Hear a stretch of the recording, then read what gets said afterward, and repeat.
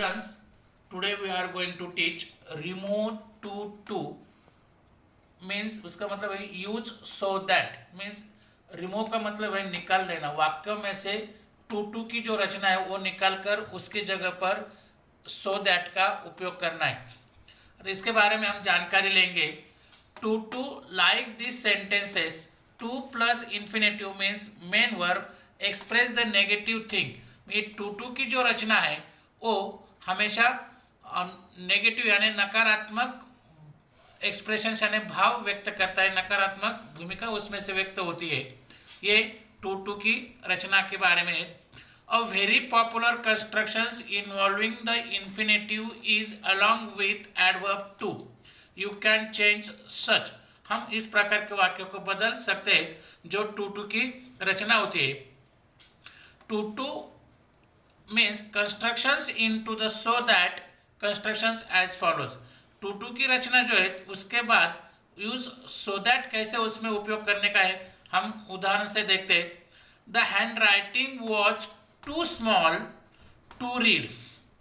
The handwriting इसका मतलब ऐसा है the handwriting was too small to read means handwriting इतना छोटा है कि हम वो पढ़ नहीं सकते, ये मतलब है।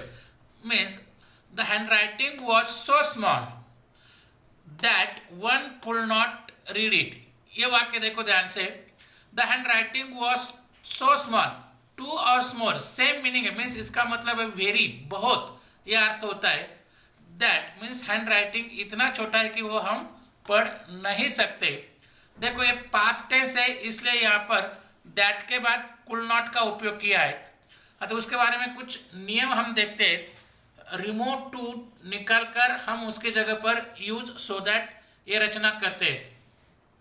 To remove too have use so that constructions replace by so and replace to the part sentence with that clause. Means too की जगह पर सो का उपयोग करना है और जो सिंगल टू आया है टीओ उसके बाद हमें दैट ये क्लॉज का उपयोग करके कैन नॉट और कुल नॉट का उपयोग कर सकते हैं। कैन नॉट और कुल नॉट हम जब प्रेजेंट टेंस रहा तो कैन नॉट और पास्ट टेंस रहा तो could not. For example the shadow was too large to mine. The shadow was so large that it could not be mine.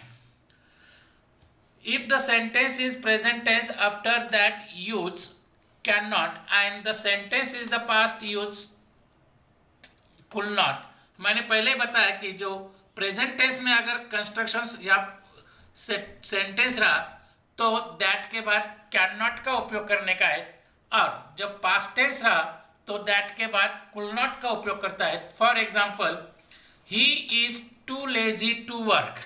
अब देखो इज ये प्रेजेंट टेंस है इसलिए he is so lazy that he can not work. Means वो इतना आलसी है कि वो काम नहीं कर सकता। He was too proud to beg। वो बहुत गर्व है, उसे बहुत गर्व है या गर्व था। He was too proud to beg। He was so lazy that he could not beg। Then third rule हम देखने जा रहे हैं, तीसरा नियम। Sometimes there is no infinitive along with adverb to। कभी कभी adverb के साथ to के साथ adverb नहीं होता। For example the medicine was too bitter for me। यहाँ देखो टू प्लस मेन वर्ब नहीं है लेकिन then the medicine was bitter that I could take it। इस तरह के वाक्य हो सकता है I could not take it। Then such as like these sentences after to part is for me।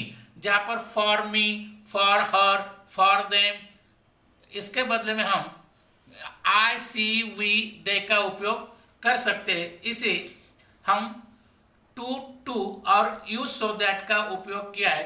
To का मतलब है निकालना और यूज सो दैट का मतलब है टू की जगह पर सो दैट का उपयोग करके कैन नॉट और कुल नॉट का उपयोग करके वाक्य बदलना।